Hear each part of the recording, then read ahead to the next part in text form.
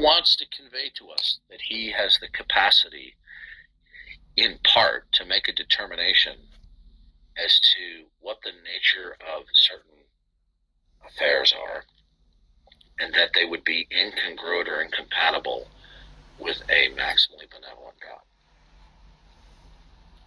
But he's in no such position to do so.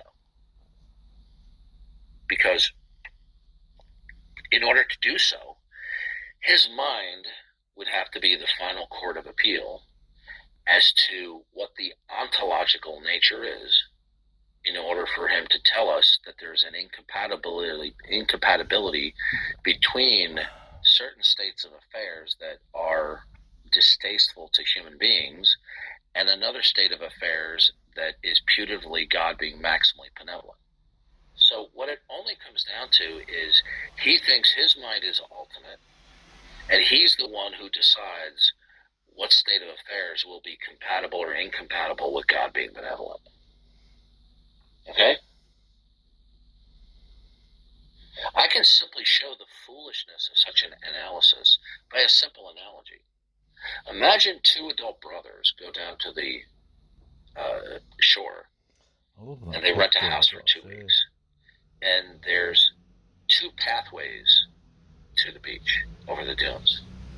One of the pathways is the one that is most traveled. The other pathway is one that is strewn with a lot of broken shells and pieces of ceramic that if you walk on it in bare feet, you'll get cuts all in your feet. And your feet will bleed and it'll hurt. And so both families are going to the beach, leaving the beach house. And the one 8-year-old boy doesn't want to walk with the rest of the family. And he's kind of having a bad attitude, and he doesn't want to walk the usual path.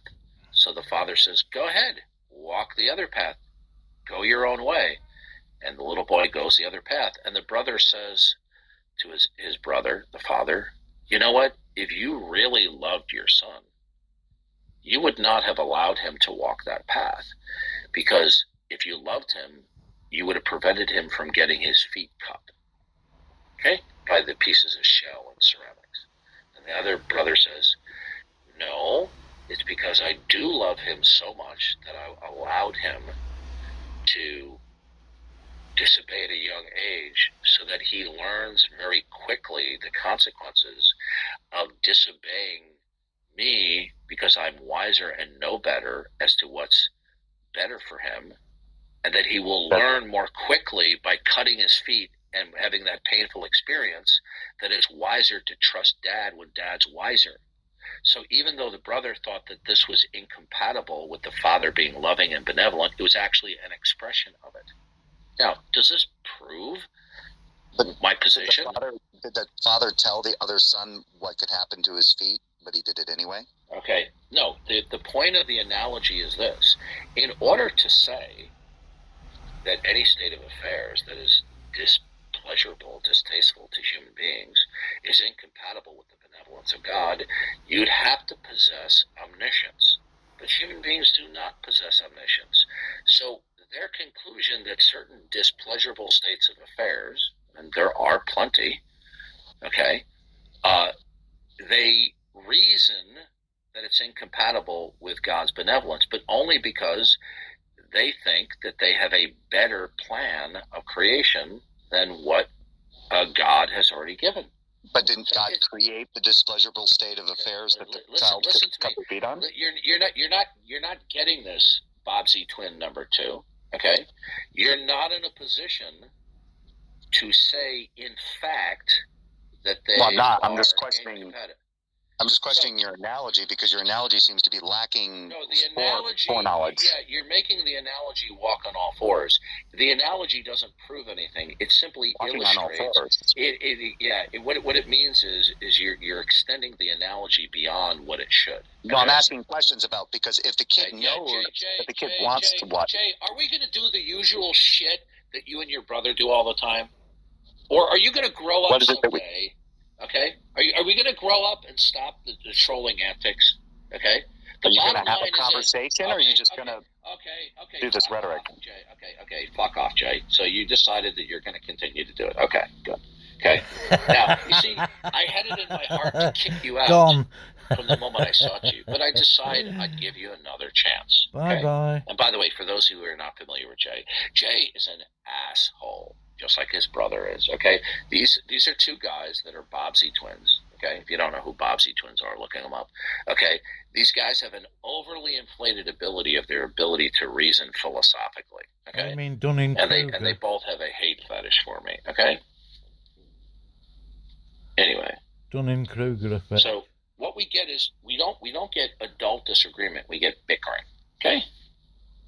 Booted. Those people who say that certain distasteful events are incompatible with the God of the Bible being love and benevolent can only do so because it's in virtue of how they reason the plan of creation should be unfolded. Right? So when they say it's incompatible, all it boils down to is because they say so. Right? That simple. What would you like to say, JS? And I hope you don't do your usual trolling, okay? Because you'll be gone in a heartbeat. I just wanted to say that I just wanted to say that I think it's a good idea to comport oneself with kindness and love and respect and patience and kindness. Where'd you get that idea in a not God world? How is anything good? In a not God world, it comes direct observation that this works from a practical standpoint. No, how is anything good? Do you presuppose in the not God world that there is a relationship between any two states of affairs? Oh, certainly. Good. What imposes that? It would seem to be a natural law that is summarized as cause and effect. Stop.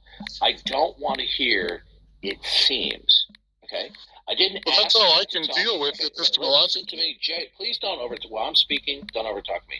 I didn't ask you how things seem.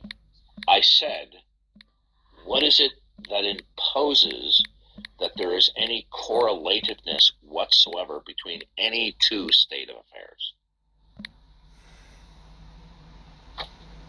What imposes the correlation? What imposes and or sustains that there is any correlativeness, connectedness between any two particulars or state of affairs?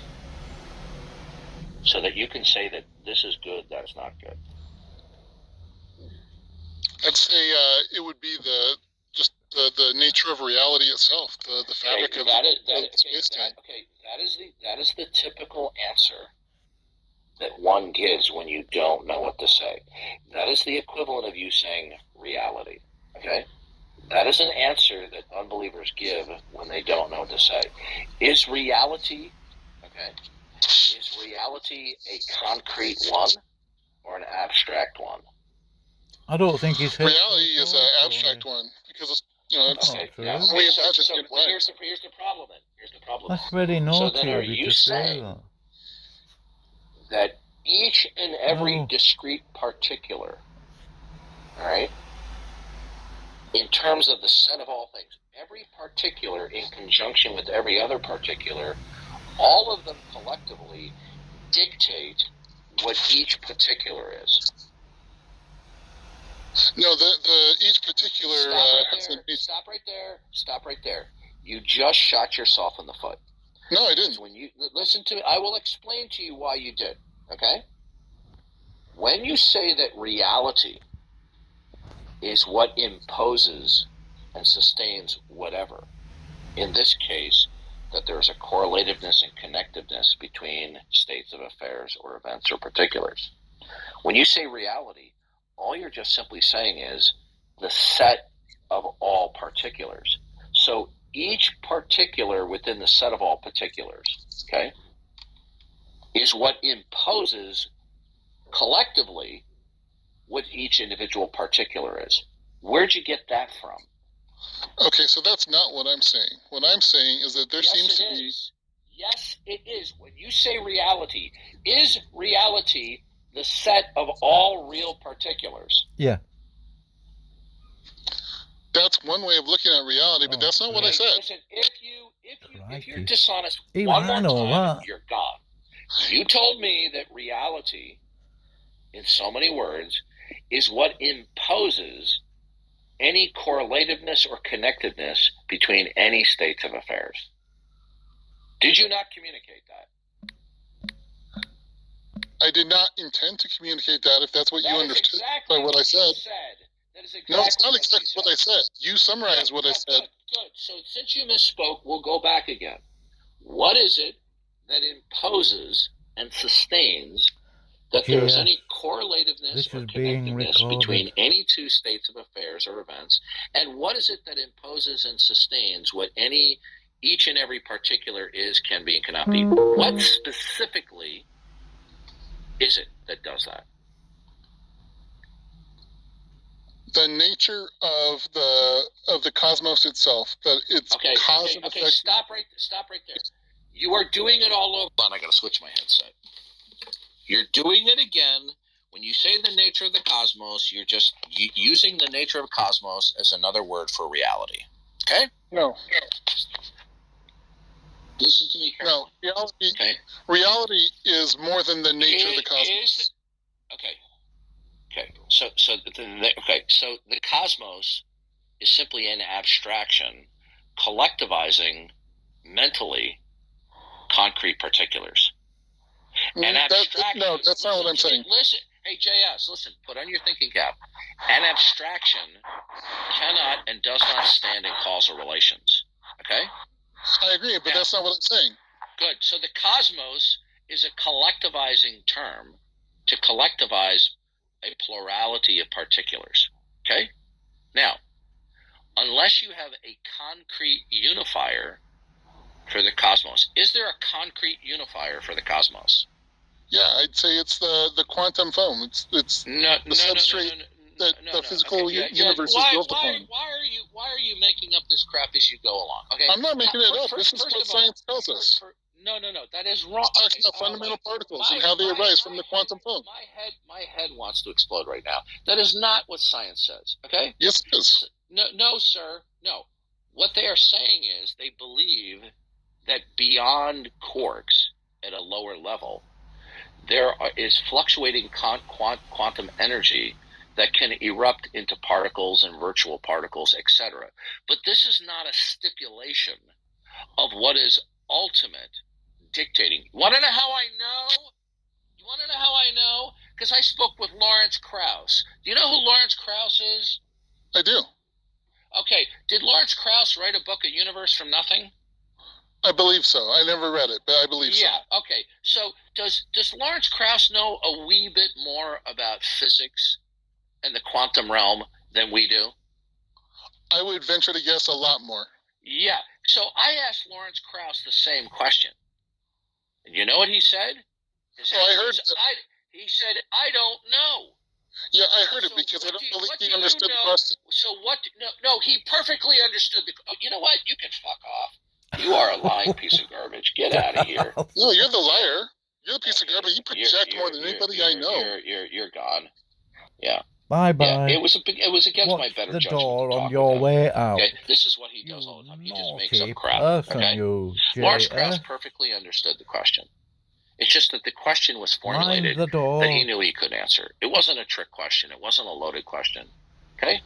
The question was designed to show that he's bluffing. Right? See, this is the problem with people like JS. They're so ignorant in terms of theology, philosophy, and even science that they just try to BS their way through it. Science does not make any determination as to what is ultimate. Okay? Show me where they do that in science. Okay?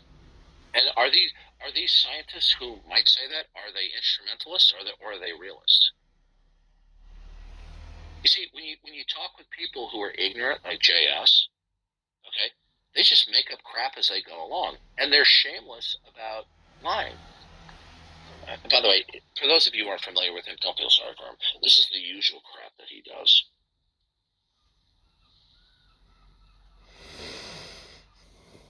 I've heard it all before, I think.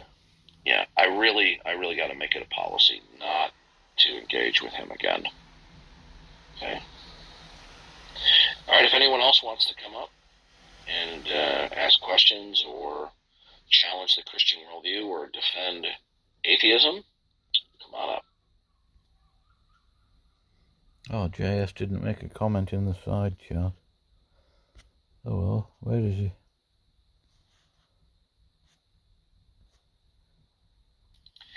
Yeah, we can't get hardly any intelligent atheists. All we get are these passive-aggressive trolls.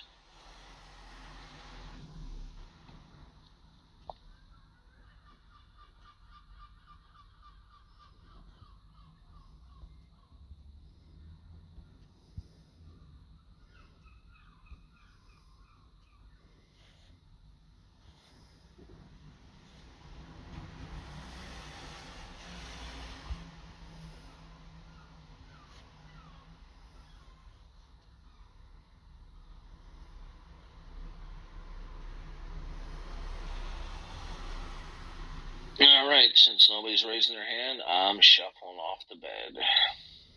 Okay, another day, more lying, deceitful atheists. You have a good sleep, Dar. Bless your little cotton socks, Dar.